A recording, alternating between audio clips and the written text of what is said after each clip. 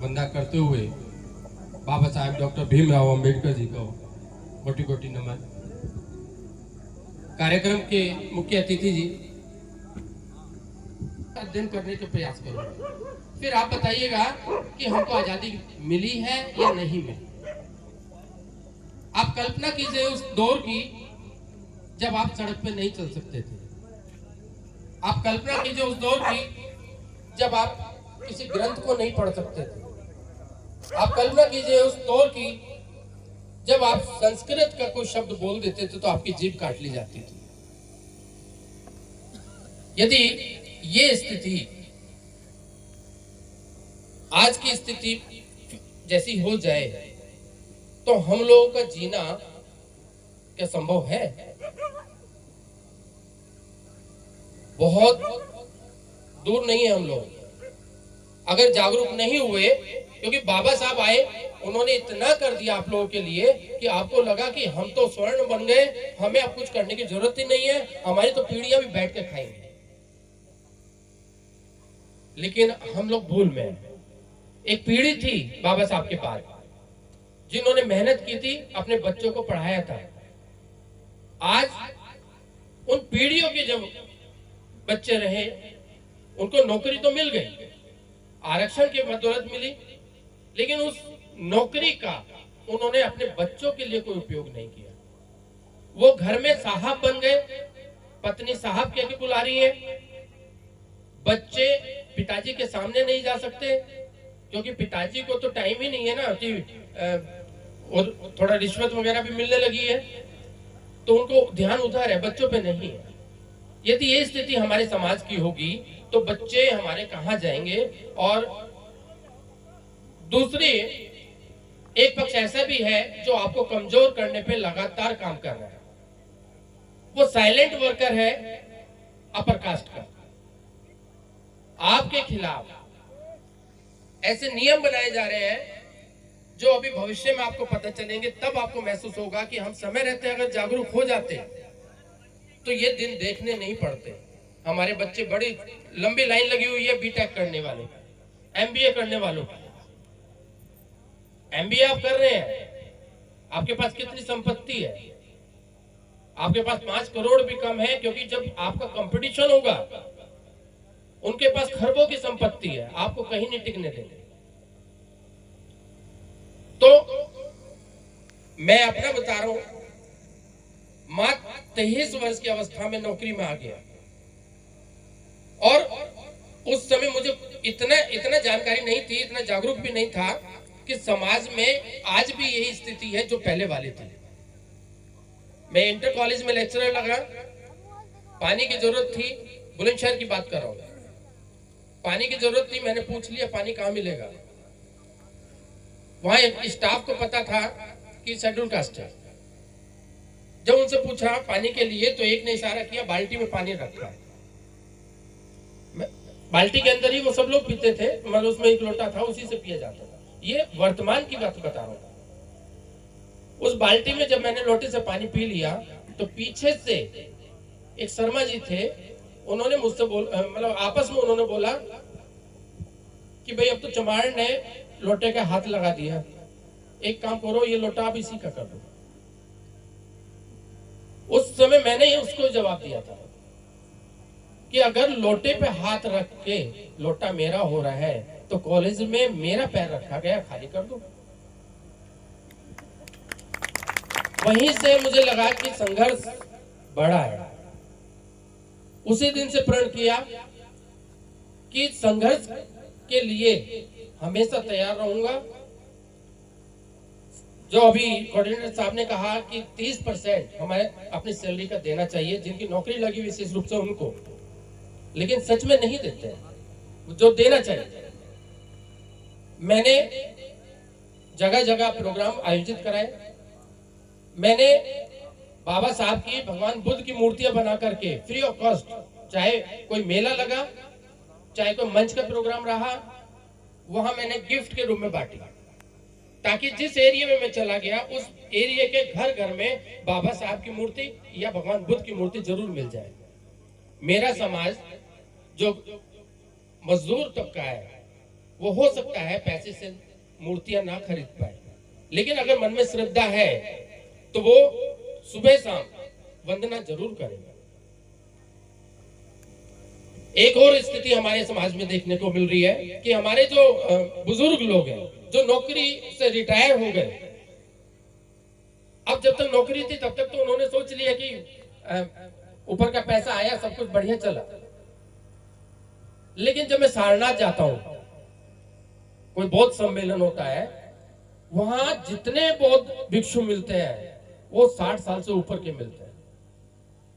मैंने पूछ लिया कि ऐसा क्या कारण है। संकीसा में मैं गया था, संकीसा में मैंने ये पूछा कि ऐसा क्या कारण है कि सामने जितने बैठे 60 साल से ऊपर के, युवा कहाँ है? हमारे युवा भी तो बौद्ध भिक्षु बन सकते हैं। हम जब गुरुकुल में बच्चा तैयार हो सकता है तो हमारे बौद्ध विहारों में क्यों नहीं तैयार होता है? हम क्यों नहीं अपना एक एक बच्चा बौद्ध धर्म के लिए समर्पित कर देते हैं? तो स्थिति यह है कि जब घर में रिटायरमेंट के बाद पूछ नहीं होती और उनको शर्म महसूस होती है, घर में पड़े हुए, घर पे भी बच्चे सेवा करना बंद कर देते हैं, लेकिन आदत पड़ी है सेवा कराने की क्योंकि अधिकारी के पद से रिटायर हुआ है, तब वो बौद्ध भिक्षु बनते हैं ताकि लोग आकर उनके पैर छूए। काम कोई नहीं करता है, हम लोगों से पैसा लेके जाते हैं और अपने परिवार में भेज देते हैं। जो बौद्ध भिक्षु बने हैं उनके बच्चे, मतलब बच्चे किसी लायक नहीं है। जो पैसा वहां से इकट्ठा कर रहे हैं आज भी उनका लगाव वही बच्चे में है, लेकिन बच्चे लायक नहीं हो पाए और खर्चा बराबर भेज रहे। ऐसे में समाज कहां जाएगा? मैं मेरठ गया, पोस्टिंग मेरा मेरठ कर दिया था, क्योंकि जब संघर्ष किया, संघर्ष में पीछे नहीं हटा। अच्छे जो शास्त्र है, ग्रंथ हैं, जो किताबें हैं, उनका अध्ययन किया, क्योंकि लड़ाई लड़नी है तो आपको नियम से लड़नी है। बिना नियम के लड़ेंगे तो आप हारेंगे। आपको अगर जानकारी नहीं है, नॉलेज नहीं है, तो आप कहीं नहीं लड़ सकते, कहीं टिक नहीं सकते। जब मेरठ ट्रांसफर किया गया तो वहां मैं जो शेड्यूल कास्ट के बच्चे थे उनके साथ अन्याय होते हुए देख रहा था। मैं उनके लिए अड़ गया और अड़ने का नतीजा ये हुआ कि मुझे गोरखपुर भेज दिया गया। गोरखपुर आया, गोरखपुर में भी सेम स्थिति है। मेरा प्रमोशन था, साहब ने फाइल ही गायब करा दिया। अब जब जानकारी मांगी तो हठ धर्मिता है, कोई जवाब नहीं मिल रहा है। उच्च अधिकारियों तक शिकायत कर दी, कोई जांच नहीं हो रही है। SC/ST आयोग में तारीख लग रही है, उधर से कोई नहीं जाता है। लेकिन दृढ़ निश्चय है कि नियम से लड़ूंगा और विजय होकर के दिखाऊंगा। अगर हम वास्तव में चाहें, मतलब ये यहाँ करके जब शुरू में अभी मैं आया, हम लोग प्रोग्राम ऑर्गेनाइज करते हैं, लोगों को इकट्ठा करते हैं, लेकिन यहाँ आया था तो शुरू में मुझे भी ये लग रहा था कि यहाँ प्रोग्राम हो रहा है क्या। मुझे लगता है 10 लोग, ज्यादा से ज्यादा 10-15 लोग थे। तो मैं खुद घबरा रहा था कि भाई ये तो आज समय ऐसे चला जाएगा, जो हम देना चाह रहे थे लोगों को वो तो कुछ भी नहीं दे पाएंगे। लेकिन फिर हम ये भी हमने सीखा, क्योंकि पहले ये अनुभव से आता है कि लोगों को हम इकट्ठा कैसे करें, घरों से कैसे निकालें। तो जैसे मैंने भी बताया था आपको कि मैजिक का एक प्रोग्राम मैंने किया, तो मैजिक का प्रोग्राम एक तो घर से आप मतलब अपने भाइयों को निकालना, और दूसरा जो अंधविश्वास है, खास तौर से मैं महिला जो यहाँ बहनें बैठी हैं उनको विशेष रूप से कहना चाहूंगा, क्योंकि हमारे समाज में जो महिलाएं हैं वही ज्यादातर मंदिरों में जाकर के पूजा अर्चना, उन्हीं की श्रद्धा ज्यादा रहती है इन टोने टोटके में, वही इसको मान लेती हैं। जो बता दिया पंडित जी ने वही सत्य है।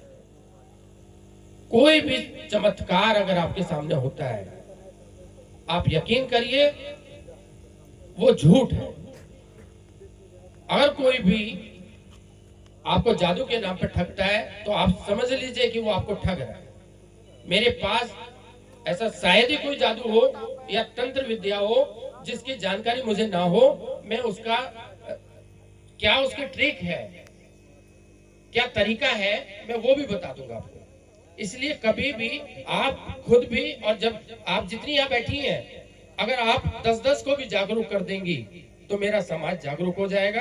और ये जो आप लोगों को बहका करके आप लोगों की जो मेहनत की कमाई है उसको लेकर के चले जाते हैं तो कभी वो सफल नहीं हो पाएंगे। आप मेहनत करके टूटे फूटे घरों में रहते हैं और जो आपको ठग करके ले जाता है वो कार में घूम रहा है। ऐसे लोगों को मैंने देखा है। तो एक तो आवश्यकता है कि हम अपने बच्चों को शिक्षित करें। देखिए, बाबा साहब ने भी ये संदेश दिया था शिक्षा का, और ये भी कहा था कि शिक्षा वो शेरनी का दूध है कि जो भी इसे पी लेगा वो दहाड़ेगा। मतलब अगर अन्याय है, जुल्म हो रहा है तो वो सहेगा नहीं, क्योंकि अगर कोई जुल्म सह रहा है तो ये भी कहा गया है कि अगर कोई जुल्म सह रहा है तो वो इतना दोषी नहीं है, मतलब जो करने वाला वो इतना दोषी नहीं है जितना दोषी सहने वाला है।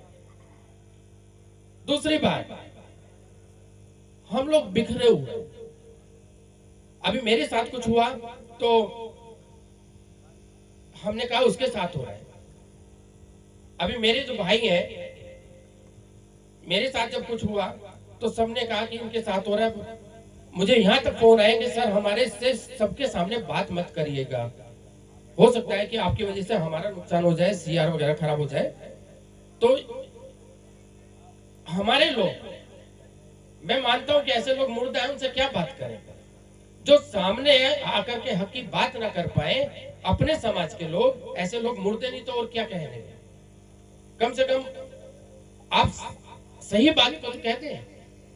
तो इसीलिए कहते हैं कि संगठित होना जरूरी है हम लोगों का। मैं बहुत जल्दी कर रहा हूं।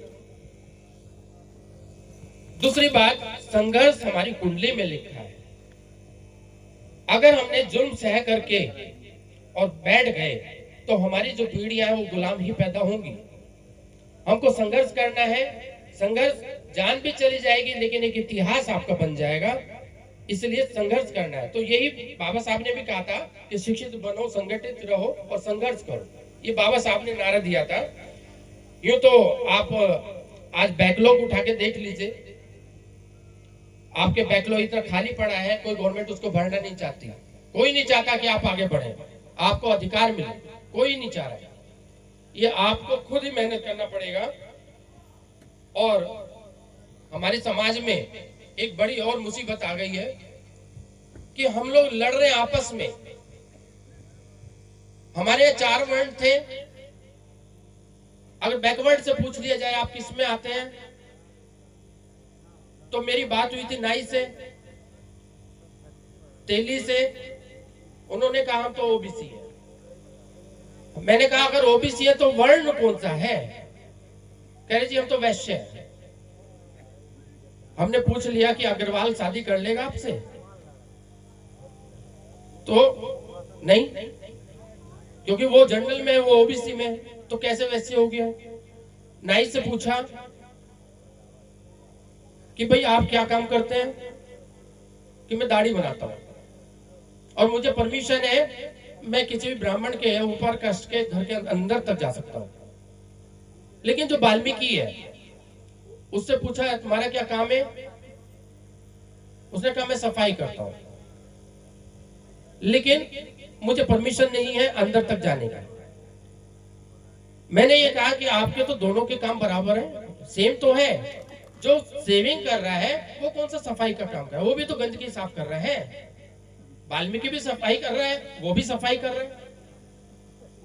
बस हम लोगों में ये दिखा, मतलब अलग करने का तरीका अपना लिया कि तुम घर के अंदर आ सकते हो और तुम घर के बाहर ही रहोगे, अंदर नहीं आओगे।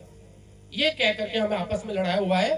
तो हम अगर एससी ओबीसी एक हो जाए तो हम हर लड़ाई उसका सामना कर सकते हैं, हम हर अधिकार भी प्राप्त कर सकते हैं।